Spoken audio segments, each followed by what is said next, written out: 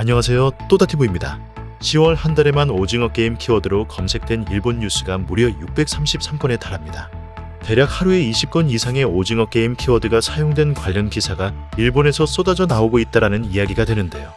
이러한 양은 한국의 네이버 검색 10월 한 달 오징어 게임 관련 신문 기사 총 1040건에 견주어 보아도 절대로 적은 양이 아니라고 하겠습니다. 오징어 게임, 이젠 귀에서 피가 날 지경이야. 이 정도이면 일본인들이 귀에서 피가 날 지경이라고 불만을 토로하는 것 또한 절대 과장된 표현이 아니라고 하겠습니다. 아무리 생각해봐도 단발성으로 언제까지나 그 붐이 이어질 거라고는 생각되지 않아. 이런 것으로밖에 자랑할 수 없는 한국을 조금은 동정하게 되는 걸. 이라는 한 일본인의 반응에서도 느껴지듯이 오징어 게임의 세계적인 성공 신화가 그들에게는 하루빨리 사라져 주었으면 하는 눈의 가시이며 한국이 잘 나가는 모습은 절대 보고 싶지 않아 하는 신경질적인 반응으로까지 표현되고 있습니다. 이처럼 최근 일본에서는 그들만의 특기인 특정 이슈에 대한 원소스 멀티유즈 분석질 시전으로 인해 하루도 빠짐없이 등장하고 있는 오징어 게임 기사를 통하여 일본인들이 평소 가지고 있는 그들의 속마음 또한 다이렉트로 전달되고 있다고 하겠는데요. 그럼 그들의 속마음에는 구체적으로 어떠한 내용들이 자리 잡고 있는지 오늘은 오징어 게임을 바라보는 일본의 세 가지 시선이라는 제목으로 현재 일본인들이 오징어 게임의 글로벌 성공을 바라보며 어쩔 수 없이 표출해내고 있는 그들의 속마음을 크게 세 가지로 정리해 전달해 드리도록 하겠습니다. 우선 첫 번째로는 한국을 철저히 깎아내려 자신들의 자존감을 세워보겠다 라는 시선입니다. 오징어 게임으로 드러난 한국의 잔혹하기까지 한 격차사회, 오징어 게임과 DP 드라마로 보는 병역과 학력 중시 한국 사회의 현실, 세계적 히트 드라마 오징어 게임이 드러내버린 한국의 사채업 현황. 이처럼 오징어 게임을 하나의 오락적인 드라마의 관점이 아닌 한국 사회의 어두운 이면, 즉 한국의 격차 사회, 학력 중시 풍조, 사채업 시장 현황까지 한국 사회의 어두운 이면을 너무나 세밀하도록 이리저리 후벼 파헤쳐가며 철저하게 한국 사회를 깎아내리겠다라는, 나아가 자신들의 자존감을 지켜 세우는 하나의 구실로 삼겠다라는 의도가 다분히 내재되어 있다고 하겠습니다. 오징어 게임 출연한 필리핀 배우 한국에서 인종차별당했다. 얼굴에 양배추를 던졌다. 넷플릭스 오징어 게임 출연한 인도인 배우 한 토크 프로그램에서 한국 반지하에서의 생활을 말하다.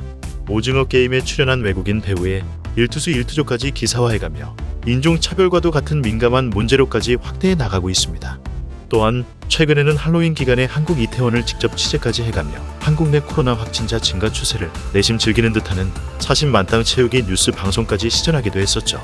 또한 한국을 깎아내리기 위해서는 거짓말도 서슴지 않고 있습니다. 11월 4일 현대비즈니스 오징어 게임 관련 기사, 무한경쟁, 자기책임, 승자 독점, 오징어 게임이 한국 사회의 자화상이라고도 말할 수 있는 이유라는 기사의 본문 내용 중에 10년 이상 근무하던 회사에서 정리해고된 뒤 사채업 등으로 수억 원의 빚을 지게 된 주인공 기훈은 이혼 후 어머니와 함께 반지하 방에서 생활하고 있다.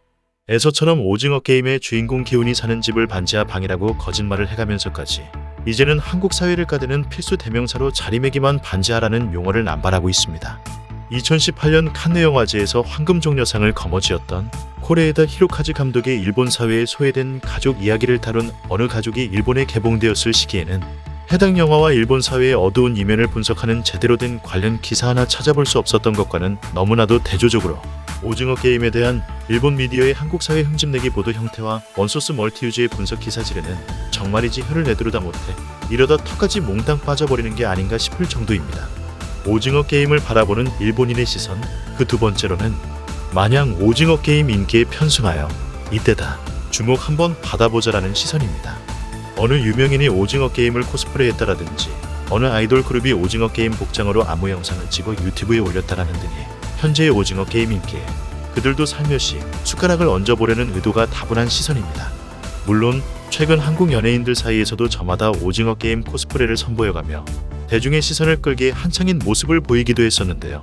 상시 대중의 이목을 의식해가며 주목을 받아야만 하는 연예인의 입장에서 보면 오징어 게임과 연관하여 자신의 모습을 조금 더 대중에게 드러내려고 하는 모습은 자연스러운 현상이라고 볼 수도 있을 것 같긴 합니다. 어찌 보면 오징어 게임을 하나의 오락적인 요소로 단순히 즐기고 있는 긍정적인 모습이라고도 생각되네요. 그리고 마지막으로 오징어 게임을 바라보는 일본인의 시선, 그 세 번째로는 바로 두려움의 시선이라고 하겠습니다. 최근 IT 미디어 비즈니스라는 한 일본 매체의 일본의 애니메이션은 기존의 전자산업과 영화산업과도 똑같은 길을 걷게 되어버리는 것인가 라는 기사 내용을 살펴보면 오징어 게임을 시작으로 하여 한국 드라마는 세계 시장에서 팔리는 콘텐츠로 성장하였다. 90년대까지는 군사정권 하에서의 한국 엔터테인먼트 산업은 그다지 발전하지 못하였지만 민주화 이후 일본과 미국의 엔터테인먼트를 적극적으로 연구하여 거국적으로 자국의 엔터테인먼트의 수출에 힘을 쏟았다. 결국 이 분야에서도 전자산업과 마찬가지의 결과로 한국이 뒤에서 쫓아오는 입장에 있었지만 결국엔 일본을 추월해버린 케이스가 되어버린 것이다. 백색 가전, 반도체, 조선, 철강, 그리고 영화까지 일본 브랜드는 흔들리지 않는다. 일본 기술은 세계 1위라고 외치면서도 하나하나 추월을 당했었던 산업에서와도 같은 비슷한 냄새가 일본의 애니메이션 산업에서도 느껴진다고 생각되는 것은 단순 기분 탓이기만 한 것일까? 이와 같은 기사 내용에서처럼 그동안 자신들의 아래라고만 여겼었던 한국에게 그들이 최고라고 여겨와왔던 산업들이 하나 둘씩 추월당하는 현실을 마주하고는 앞으로의 미래 또한 걱정하게 되는 일본의 두려운 시선이 엿보인다고 하겠습니다. 1970에서 1980년대는 일본 기업의 시대라고 해도 과언이 아니었습니다.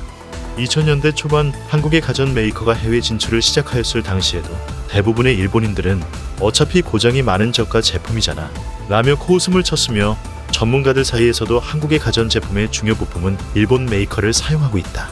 요컨대 중요한 기술은 일본이 죄다 쥐고 있으므로 일본 전자산업의 지위는 절대 흔들리지 않는다라는 의견들이 대부분이었습니다.